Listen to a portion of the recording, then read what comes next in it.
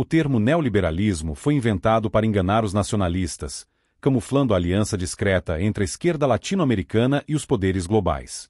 Washington, D.C. Acabo de ler a entrevista do Sr. Rubens Requeijão na revista Caros Umbigos, e lá vem de novo esse personagem de comédia da Atlântida tentando assustar criancinhas com o fantasma do neoliberalismo, o culpado de todos os males. Mas é só um exemplo entre infinitos.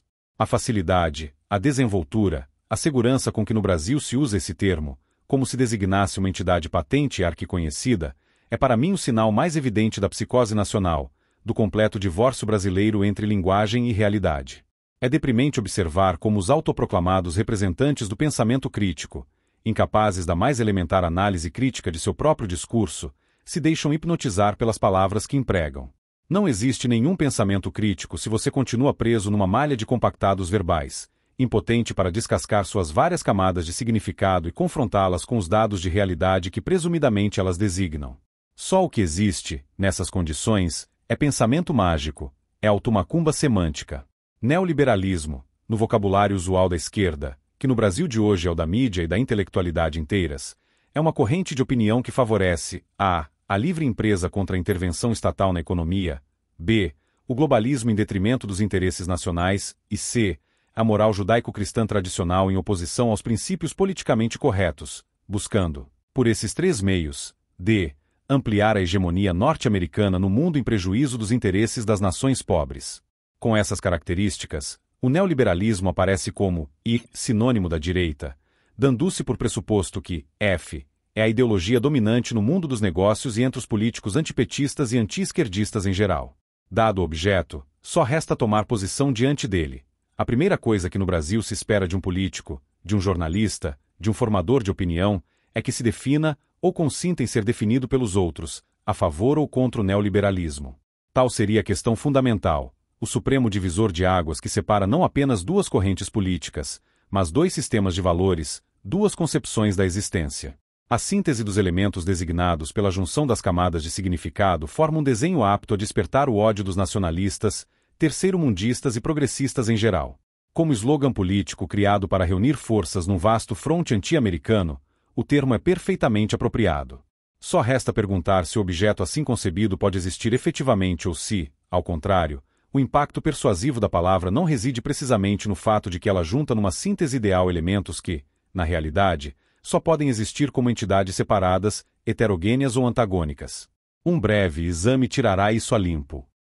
Globalismo não é simples abertura de mercados. É a introdução de regulamentações em escala mundial que transferem a soberania das nações para organismos internacionais. Nenhum apóstolo da economia de mercado é sonso bastante para não perceber, hoje em dia, que a abertura das fronteiras arrisca não produzir um paraíso de liberdade econômica, e sim a proliferação de legislações e controles em escala global, o Leviatã dos Leviatãs. A incompatibilidade lógica traduz-se, no plano da ação política, como briga de foice entre os liberais clássicos e os planejadores legisladores econômicos globais. Nos Estados Unidos, isso é um fato do dia a dia. Mas, como no Brasil e em outros países da América Latina a mídia intoxicada de lendas esquerdistas jamais menciona esse fato, a união harmônica e indissolúvel de liberalismo clássico e globalismo pressuposta no conceito de neoliberalismo parece não só viável como realmente existente. Rarissimamente encontrei entre brasileiros um colunista de mídia, cientista social, empresário, analista econômico ou estrategista militar que tivesse alguma consciência desse engano monumental. 2. Um dos temas mais discutidos nos Estados Unidos é a contradição aparentemente insolúvel entre abertura econômica e segurança nacional. Os chineses, por exemplo, têm alguma chance de vencer a Chevron na concorrência para a compra da Unocal, a nona maior companhia americana de petróleo, mas, se isso acontecer, as consequências estratégico-militares podem ser desastrosas. A maior parte dos poços da Unocal está na Ásia, mais perto da China que dos Estados Unidos. Se os chineses cumprirem sua ameaça de invadir Taiwan, a quem a Unocal chinesa vai fornecer combustível? A eles ou às tropas americanas, comprometidas a defender a ilha custe o que custar? E não são só as empresas privadas que, na sua ânsia de livre mercadismo absoluto, colocam o país em risco. O próprio governo americano, semanas atrás, estava quase fechando um negócio bilionário de venda de reatores nucleares à China, quando a Câmara dos Deputados, no último instante, vetou a brincadeira. Afinal, só um doido canta vitória comercial quando consegue bom preço na venda de armas ao inimigo que jurou matá-lo.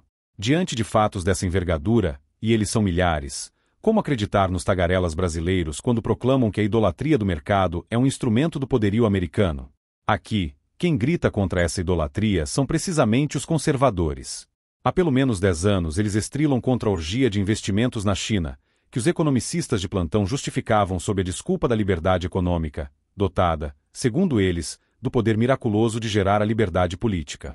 Hoje as consequências dessa ilusão são tão evidentes que há mesmo quem suspeite que ela foi plantada na mente dos investidores americanos com o propósito consciente de esvaziar a ideologia capitalista dos valores morais e culturais que a sustentam, reduzi-la a um triunfalismo econômico suicida e usá-la como instrumento de liquidação das defesas nacionais americanas.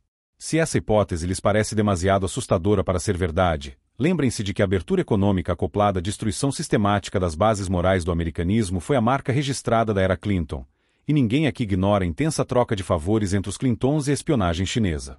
Como lembrou o colunista Terence P. Jeffrey no semanário Human Events, de muita influência nos círculos bushistas, os chineses leram Clausewitz e chegaram à conclusão de que comprar certos bens de capital é também fazer política por outros meios, isto é, guerra por outros meios. 3. Se identificar o globalismo com a ambição nacional americana já é maluquice bastante, ainda mais insano é associá-lo ao conservadorismo religioso que, nos Estados Unidos, vem crescendo ano após ano. Para o automatismo mental brasileiro, nada mais óbvio e autoprobante do que essa associação. O cérebro nacional acostumou-se a saltar direto das palavras às reações emocionais que elas evocam, sem a menor necessidade de referência a alguma realidade do mundo exterior. Assim, a associação verbal é infalível. Religião igual reacionarismo, reacionarismo igual capitalismo, capitalismo igual imperialismo yankee, imperialismo yankee igual globalismo, globalismo igual neoliberalismo. Logo, a moral religiosa tradicional é um instrumento do neoliberalismo. Esse método puramente galináceo de raciocínio é hoje obrigatório em todas as universidades brasileiras, e tamanha é a sua autoridade que a simples tentação de corrigi-lo já desapareceu do fundo das almas. Deve, portanto, soar como um escândalo intolerável a informação que vou dar a seguir. Todos os conservadores religiosos americanos, cristãos ou judeus, são, em maior ou menor medida, contra o globalismo. E são contra por um motivo muito simples: o projeto de cultura mundial administrada, que vem junto com a uniformização econômica do planeta, traz no seu bojo as sementes de uma neo-religião híbrida, meio ecológica, meio ocultista, criada em laboratório por engenheiros comportamentais da ONU. Procurem saber quem é Robert Miller. E cuja implantação resulta pura e simplesmente na destruição completa do cristianismo e do judaísmo. Não foi por coincidência que uma onda de antissemitismo e anticristianismo se espalhou pelo planeta nas últimas décadas. Ela veio por intermédio da rede global de ONGs subsidiadas pela ONU e por fundações milionárias, empenhadas na guerra cultural pela criação de uma civilização bionica inaceitável para toda a mentalidade religiosa tradicional.